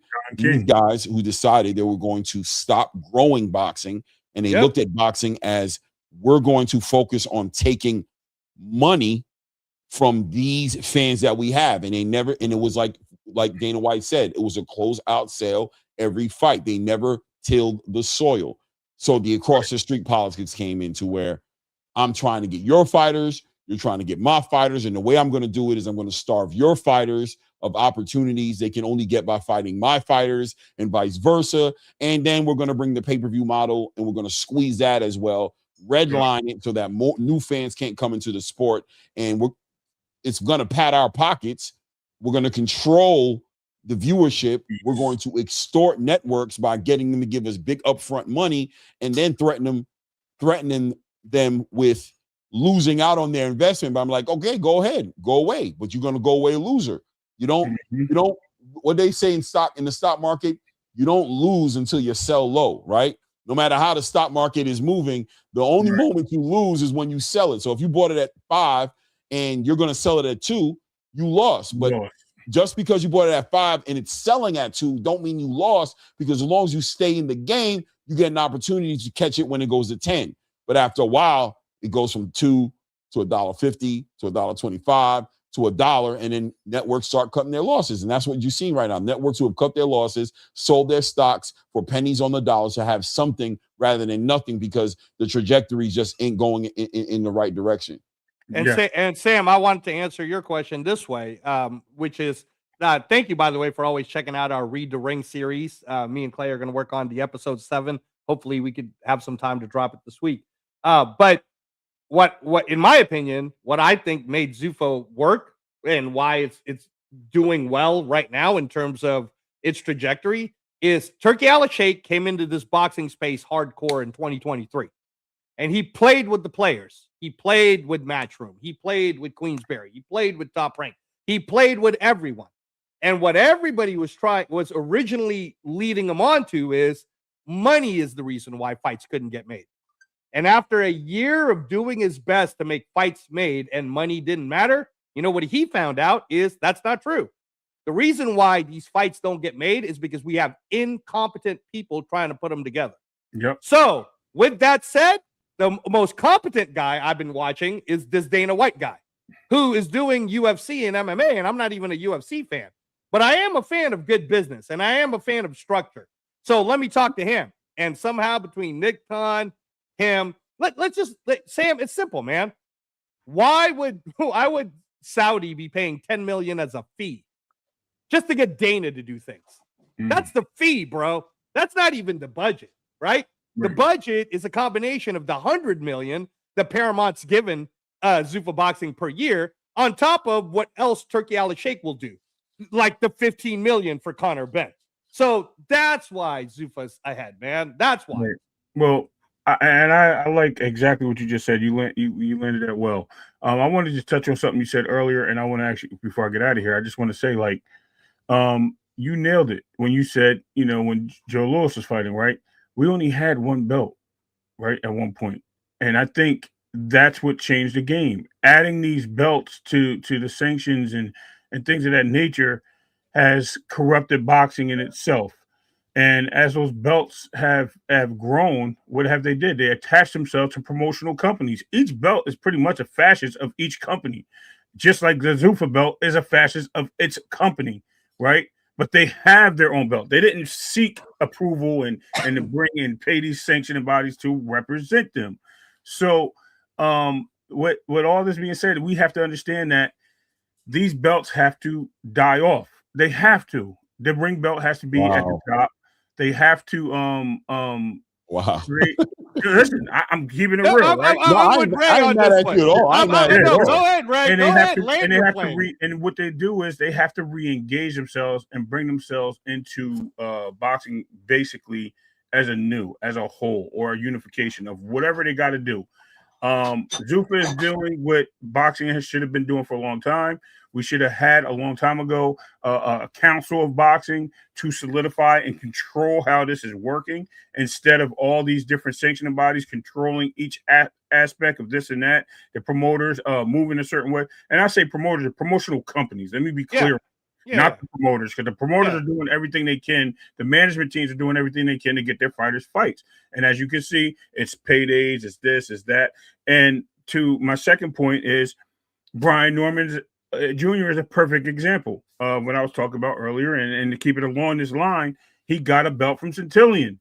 That Boots fight for he made 700,000 or 250,000, whatever the fight was. Now, okay, I'm a champion. Guess what, bro? I want 2 million. Forget about what you said because the belt brought that to him. The belt made him ask for more. Yesterday's price wasn't today's price when I got that title that you want so bad, right? You want it, you're going to pay for it. And I think the leverage of the belts have brought money to these fighters, right? That's another aspect I was talking about earlier. They have brought the leverage, and that leverage has now brought cash money. It has brought more price for the token, to say the least, right? Now we're at a situation where does it match up? Does it balance? No, because sometimes it's money, sometimes it's fame, sometimes it's the belts, sometimes it's the name, right?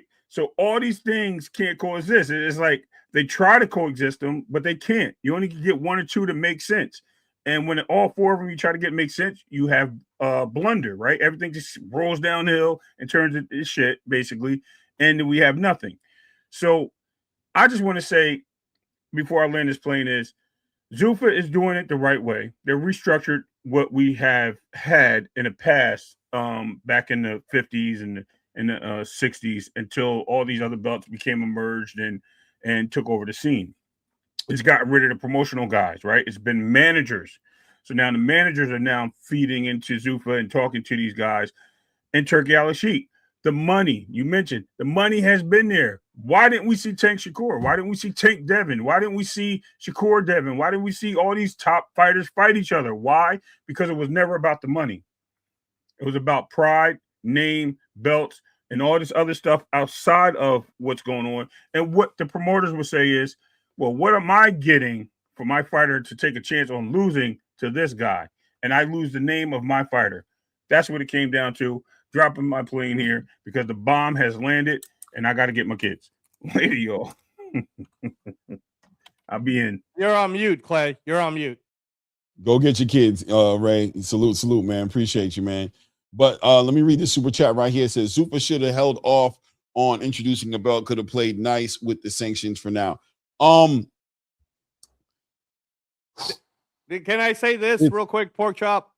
They're on their own timeline because they answer to the $100 million that Paramount's giving them.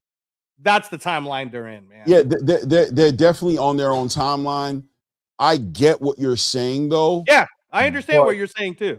Yeah, that's why I was like, I'm like, okay, yes, but at the same time, no, because I got accountability. I got this is a real business. This is a real deal. This is a real, board. This is not Wild West where I wake up tomorrow and change my mind. It's like I got people I got answers to. Yeah, this is not mine as much as I represent it and I present it as mine and I fight for it accordingly. But I have a job to do. Right. I have an assignment. You know what I'm saying, that I'm here to carry out. But I understand what you're saying to say that build up and then add the title when it makes more sense on an organic level, right?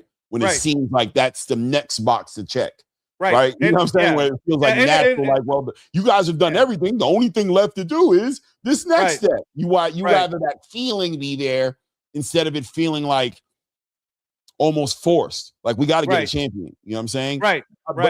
But keeping it into perspective to say that I don't feel like they forced it with Jai. I think they did a good job by getting a real champion and having him, they gave the belt to a real champion. Jai Albertine wasn't artificially made. Mm-hmm. He just wasn't given a title. He was a real champion. So I think they took that into consideration. And I think they're taking that into consideration, which is why we haven't seen the titles in the other divisions as of yet. They want to build it up and make it organic, make it real, make a real champion. Yeah, and to be honest, too, Pork Chop, if you'll notice, Zuffa's making place for the Ring Magazine champions. There's only 5 of them, right? You're not really seeing them. I'm not saying they wouldn't take on Haney, but they're not necessarily going after Haney right now. Yeah, right? They're like, let's play that out. Let's see how well Haney versus Romero does on pay-per-view. Oh, interesting. Didn't do as well as everybody thought it would. Kind of an interest. And Paramount and everybody's looking at those numbers, Clay. They care about viewership numbers, bro. They don't. Belts, I don't want to say the belts don't matter. I think it's going to be what I'm trying interesting to say, see. right? Yeah, I think it's going to be interesting to see who pays for that fight in real time. Yes. Because the reason it's going to be interesting is because me and you have talked about this in the elephant in the room is what is Turkey doing? Yes. That is the elephant because since 2026, he's been very calculated to say the least. I'll say that. I won't even say calculated. I'll say calculated because he's not gone. He's still on his social media. He's still promoting. He's showing the Zuffa boxing belt during Ramadan, bro. Right. Like he's promoting the Fury, the Fury Makhmudov. Yeah. He's also doing Usyk, Giza pyramids, right? So he's here. He's not laid up in a bed somewhere, sick and out the way. That ain't what it is. It ain't the Al Heyman thing with Turkey. You know what I'm saying? It's something else. It's going to be interesting to see who pays for that fight because I think it is coming down to what you're saying. I think what it's coming down to is, all right, let's get past the silliness of it all.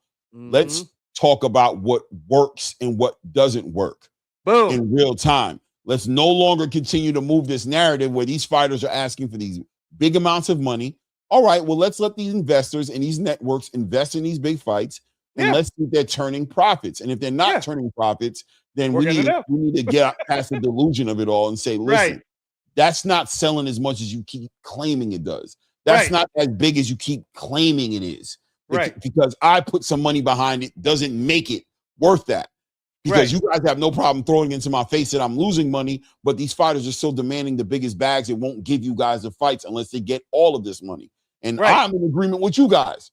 I don't think they're worth all that money. But hey, maybe I'm crazy. Let's see what this does. Put this event out. Pay these guys these enormous bags of money, and let's see if it turns a profit. And let's see at the end of it, how did the network and the investors that got involved in that fight feel about on the back end of it. Yeah, and by the way, like April 11th's kind of come up here in less than a month. I'll bet you that there'll be a good amount of viewership, like a really good amount. Maybe not as much as Anthony Joshua versus Jake Paul, but maybe I'll be wrong. I don't know, but I know there's going to be a lot of viewership for Makhmudov versus Fury and Conor Benn versus Regis Prograis. And you know what's funny to me, Clay? There's no belts involved in that at all, bro. None of those guys have belts. So did the belts really matter? Did Netflix really care? All Netflix cares about is they should matter. They should matter, and I think from a boxer's point of view, they want it to matter. Yeah. But it's hard to argue that it does matter when you see so many things happen back to back to back to back. And once again, on the back end of hearing a rumor that Teofimo Lopez may be fighting Ryan Garcia for that WBC belt, it doesn't help the argument. It makes it all. because there's a top 10 WBC fighter roster that is looking at that and going, what in the fuck is that?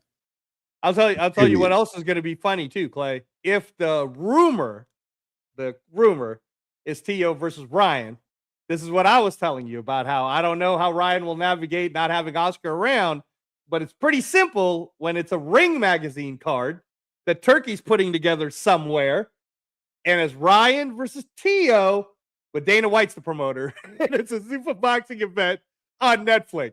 You know what I mean? Right? Like that's I'm just throwing that out there because if the rumor starts to become true, let us not forget that Tio that's going to be an announcement sooner rather than later. Is that Tio will be a Zuffa fighter, kind of like Conor Benn. Could be a one-off like Conor Benn. I'm just saying though. Ryan Tio, most likely a Dana White promoted group, because as you already know, Clay, Turkey cannot stand working with Oscar, bro. You saw them sitting together and you saw what that was like. So, you know. Right. Yeah, it's gonna be it's always good, man. I think this move, bottom line though, with Top Rank in the zone is huge, man. For the American boxing space, I think it's huge. I think it's gonna make it easier for them to sign fighters as well. There are fighters who want to be part of that conversation. Yep. They don't see Zuffa boxing is another conversation. Yep. I'll always say right now, Zuffa is going to appeal to the younger prospect turning contender fighter. The biggest stars are looking at a potential payday. They're like, oh, hold on. They gave counterband a bunch of money? Are they giving money? I'm interested in that conversation, but they're not. For me, I haven't seen a big star fighter introduced to the business structure and seem to be interested in the long term, in the marathon Jai version of it. Pataya, bro. Jai Pataya, which is Jai arguably wasn't aware of what he signed up for. Yeah, but at the end of the day, are you? I know I understand where you're coming from, but at the end of the day, are you honestly telling me that Jai isn't happy with what he's been getting and how much he's blown up since signing with Zuffa? I think Jai's in a gray area right now to where he is, but at the same time, he isn't. I think he's dealing with that because I think he loves what he's been exposed to with Zuffa. He loves the system. He loves the structure. He loves the activity. He loves everything that's promised to him in the way he wanted the sport to be. But he is torn because he does have a passion and a love to become undisputed, to unify those belts. Okay. They mean something to him. And I think the experience he had 2 weeks ago fucked his head up a little bit. I think he didn't realize the severity. He didn't know that he didn't believe the sanctioning bodies would draw that kind of line in the sand to where they would even threaten to take something from him that he felt like he earned. And he put all his blood and sweat and all of his heart behind. He felt like he represented it at the highest level. So he's dealing with that right now. He's in a current contract with Zuffa, but I'll land it here to say that I believe other fighters who were looking at Zuffa, who looked at the Jai Opetaia situation as, oh, so I can do both? I can have this and that? I think that conversation changed for them. I think that watching that has a lot of fighters being like, I got to think about it. Okay, and my pushback to it, so that I'll try to make it as short as possible, is Jai Opetaia has never received the love he received until he signed with Zuffa Boxing. And I'm talking about the fact that if Eddie Hearn's supposed to be the best at his game, bro, you had years to have an opportunity to make Jai Opetaia the Manny Pacquiao of today. You know why Jai Opetaia is the Manny Pacquiao of today?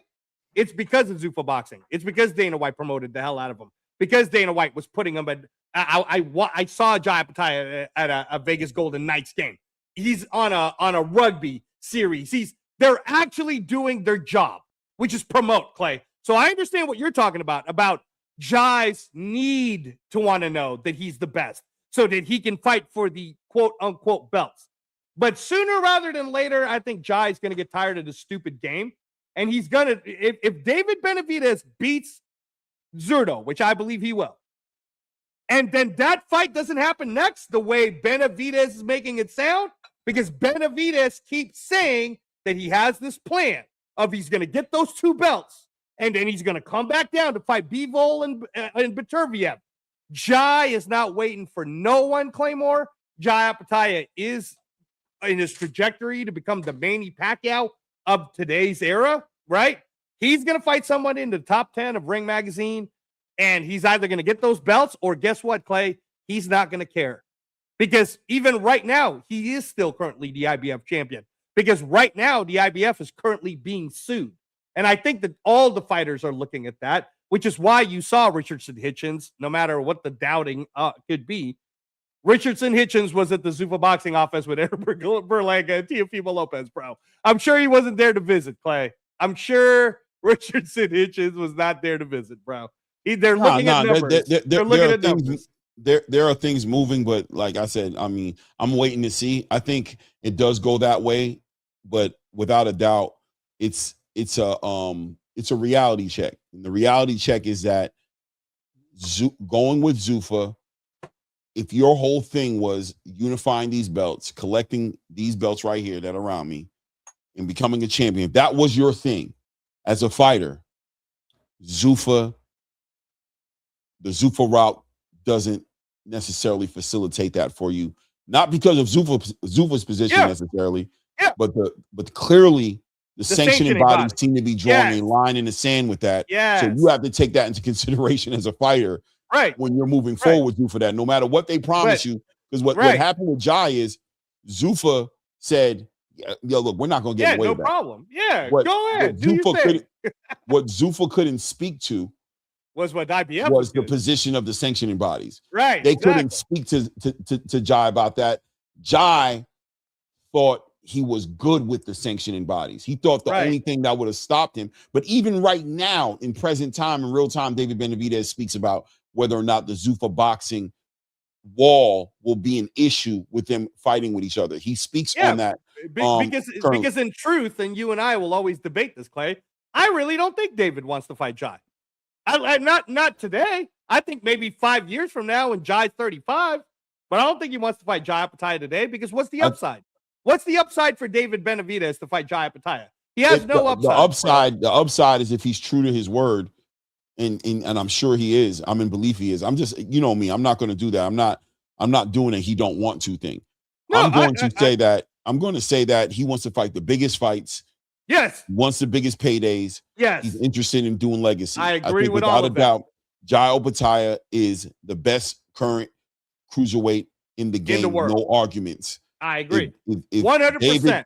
If David is saying true to wanting to fight the best, without a doubt, Jai Opetaia is the best. The question is for David Benavidez, does he see a benefit in the legacy that he feels is there for him in the light heavyweight division as well? Where he may see it as, I want the Jai Opetaia fight, but I also want this other thing because it's important to me as well. I agree with you. We watched Jerron Boots Ennis do the same thing, right? Jerron Boots Ennis was presented with opportunities at 154, but he didn't want to leave 147. Yeah. He said, although everybody was like, F Stanionis, that don't mean nothing, bro. What do you get? F Karen Kugadajian. Why over there? You defend? Oh, you're gonna stay and defend the belt because you think you might get a unification later because you are feeling some kind of way about being elevated to an IBF champion and you want to beat a real champion. Go to 154. But Boots was like, listen, I have my things that I want to get done to check things off my list. And I believe David Benavidez is surely could fall under the same radar. Under the radar of the same thing, because at the end of the day, I've always seen David Benavidez as a fighter who's looking to fight the best. I've always seen him pushing for it. Jai Opetaia, without a doubt, would be his biggest challenge to date. And is it far-fetched to say that I would do that in time, that I would do that with more strategy behind it, that I would move a certain way? No, that's not crazy at all. That David Benavidez would not want to fight Jai Opetaia right now, because it's not the time for him, but I don't think he's scared of him. But I'm going to say that as long as Zuffa Boxing sits there and is on the outside of what a lot of these traditional space fighters are valuing, that is going to be an elephant in the room. It's going to be an obstacle there that fighters have to get over. And I don't know what it's going to take for them to get over it, but we'll see. Because like I said, Jai Opetaia, even in the ring, was saying, I know. I was there, Clay. I was there to listen to him say it out of his mouth live. I totally get what you're saying. I'm just saying that right now we're looking at March 17th, Claymore. Happy St. Patrick's Day to everybody. Today is March 17th, right? On March 17th, moving forward, let's see what Jai Opetaia's attitude becomes with these sanctioning bodies, how they're messing around with them all the time, how they're trying to make a Noel McCallan fight right now, right? And Noel McCallan apparently, Claymore, has to have a mandatory against Rozicki. You really think Jai Opetaia is going to wait for Noel McCallan because he wants the WBC that bad? Nah, bro.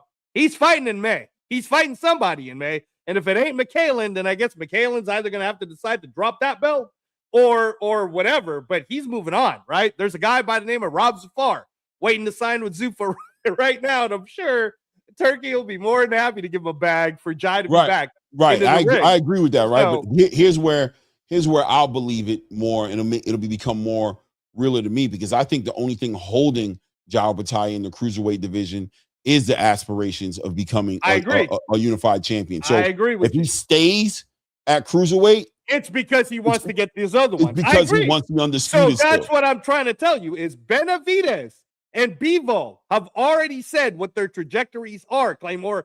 I'm listening to their words, just like when Tank was telling us his words, we have to believe him. Bivol is fighting Eifert on May 23rd on Egypt because apparently Eifert's is mandatory. All right, whatever.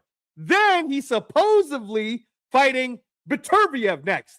In the meantime, Benavidez, because he has his own game plan of becoming popular and taking over the Canelo route, is fighting Zurdo Ramirez, but out of his own mouth, Clay, and on inside the ring.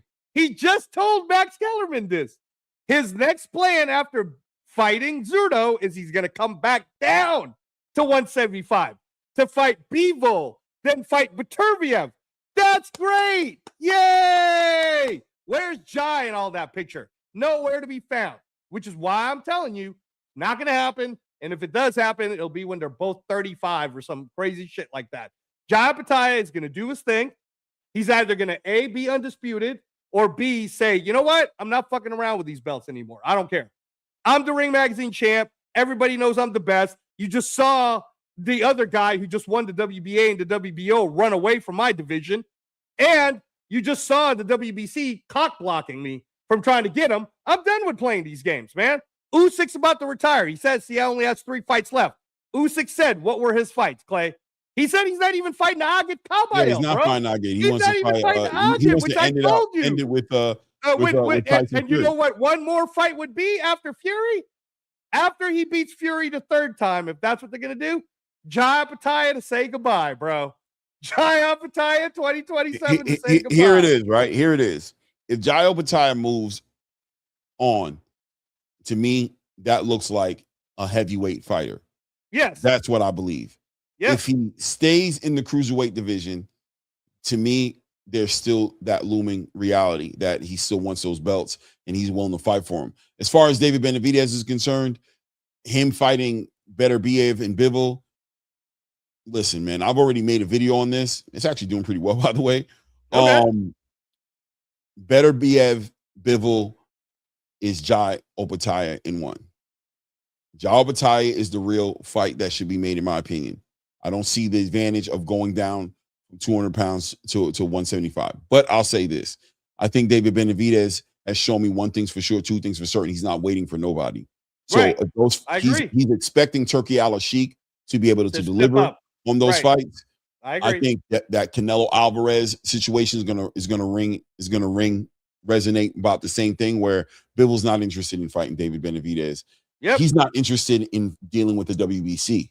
Nope. He's got an issue bigger than what David Benavidez could wrap his mind around, to where he's like, I'm not interested in none of that. To be honest with you, I'm more interested in going to the cruiserweight division. Or the cruiserweight.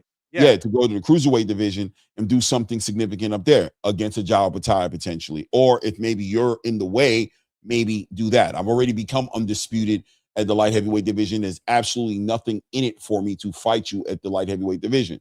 The only reason I would fight Beterbiev is because there's a whole bunch of money. Right.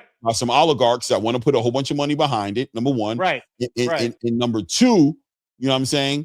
I would want to do it off the strength of some honor, maybe, to give Beterbiev an opportunity to do what he gave me an opportunity to do when I lost. So I might honor that and make that happen. The combination of the money and the relationship we have inside the ring as far as legacy, bringing that trilogy, closing out that conversation of the one-to-one and making it one guy 2-to-1, that situation, I would do that.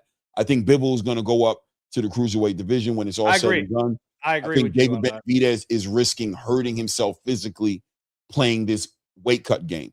I'm with you right there, bro. I'm right there with you. It could bite him in the ass. I think flying. I saw the interview, David Benavidez. If you were ever to watch this show, I saw the interview. I get what you want to do. I think everybody's questioning and waiting to see what it's going to look like on your body, how you're going to deal with it.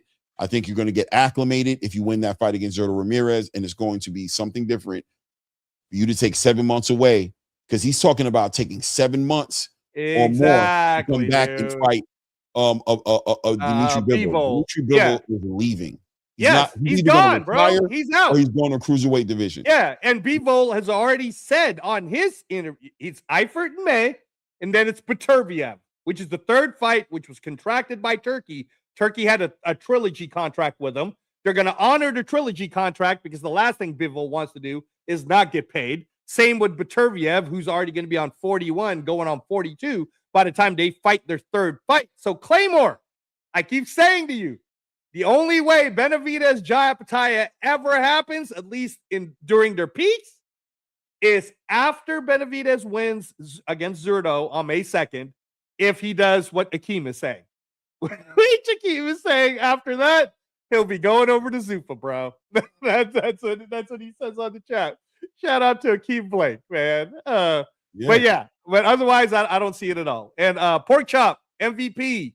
Yeah, no, they are signing all the female fighters. We don't know. We don't know how fast Dana wants to move with the females. The female fighters definitely has done very well for him in the UFC, so we'll see how fast they go with that. But in the meantime, man, shout out to Nikisa and Jake Paul. They're doing their thing. They're trying to invade MMA now. I don't know if you guys saw that May 16th card. Got Nate Diaz versus Mike Perry on it now.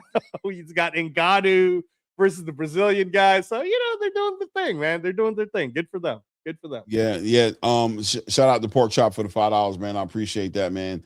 Signing the female fighter. I question sometimes what's going on with MVP and Netflix and Turkey. I wonder if I got my eye on that. Definitely. I don't know. But right now, right now we'll just see. I definitely got my eye on it. It just ain't been enough for me to speak on it enough. I'm just more like letting it play out. But it's not a Read the Ring episode yet for us. Yeah, it will be. Not yet though. But it doesn't go past my eye. I'll just say that. It's not something I have him to keep my eye on. I'm just waiting to see what that is. But yeah, I hear you though, Pork Chop. I see you reading the room, bro. I see you reading the ring. Yeah, you're reading the ring, brother. Hey, Pork Chop, if you haven't seen our Read the Ring episodes yet, check out episode 6. I think got like 2,000 viewers on it or something. But it's the Read the Ring series are really fun. If you guys want to catch up on that, just me and Clay having a conversation about all this craziness happening in boxing. So we're going to try to get you guys Read the Ring episode 7 here real soon. Right. No doubt. So salute to everybody in the building, though. Definitely hit the like button. I know I haven't said it. I haven't even checked it. I hope you guys have been doing it. Hit the like button. If you haven't done so, get the thumbs up on the show. Subscribe to the channel if you haven't subscribed to the channel. Top Rank going over to the zone. I'm super excited about. I want to see these fighters. I'm super excited for the fights because that's what I'm here for. And now we can start talking about some potential opportunities for fighters. We wonder what was going to happen with them. But Brian Norman, I'm excited to hear what he does next. Yeah, I really hope we see a Brian Norman versus a Matchroom fighter. That'd be awesome. Just anything. Just I want to see him fight for sure, man. I want to see Abdullah Mason obviously defend his title, a homecoming, if that's what it's going to be in Ohio with Joe Cordina. Let's have it.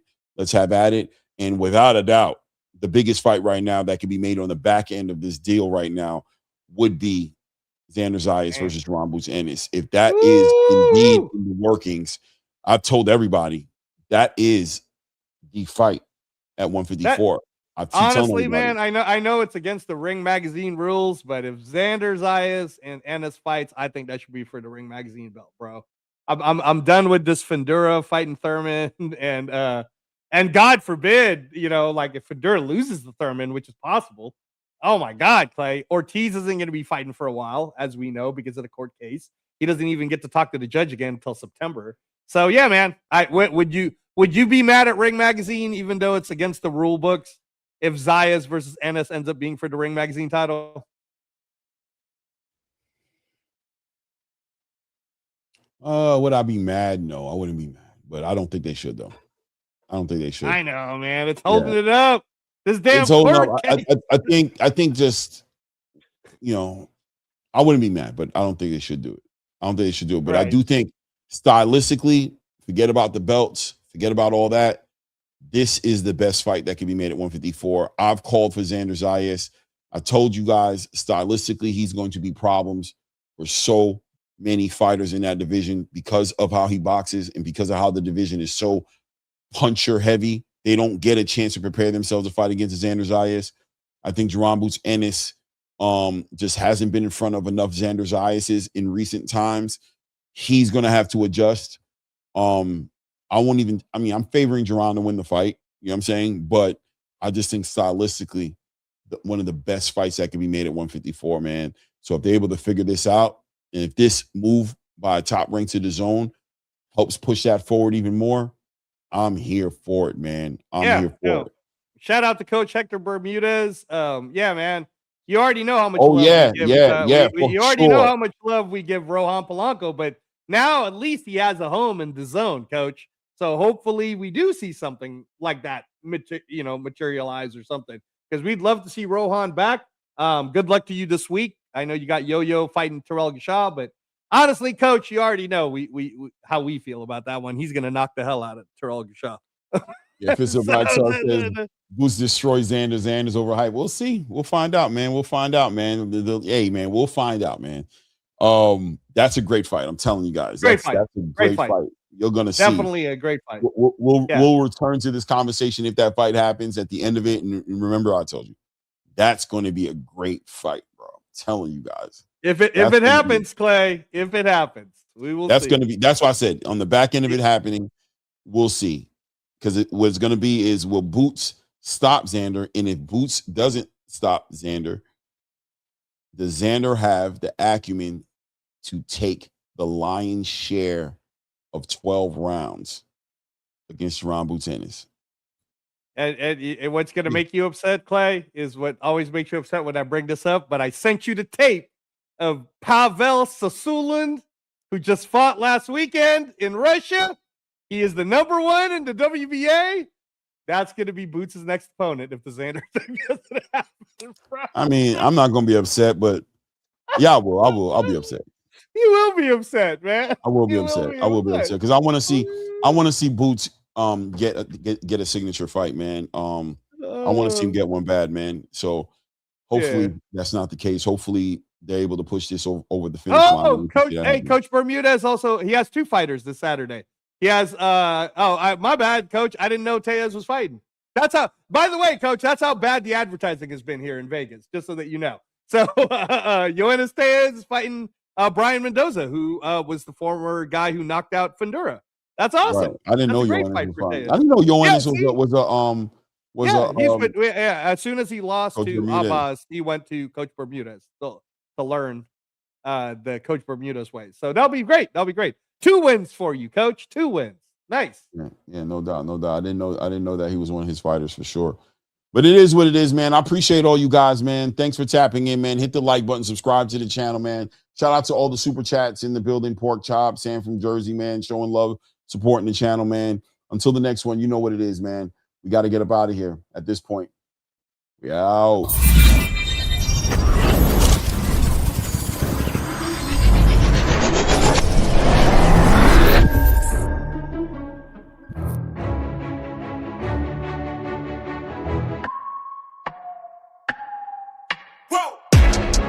Make it this far, they hated, they never believe me. Yeah, I would never drop the ball, I know I make it look easy. Yeah, Mayweather with the defense. I don't care what a critic got to say, I got them picking up the pieces. That to me, you really playing with your life, I'm about to come and run it all back. I'm the new era, about to snap back. You ain't fitting for it, cause you all cap like, hold up, I shoot my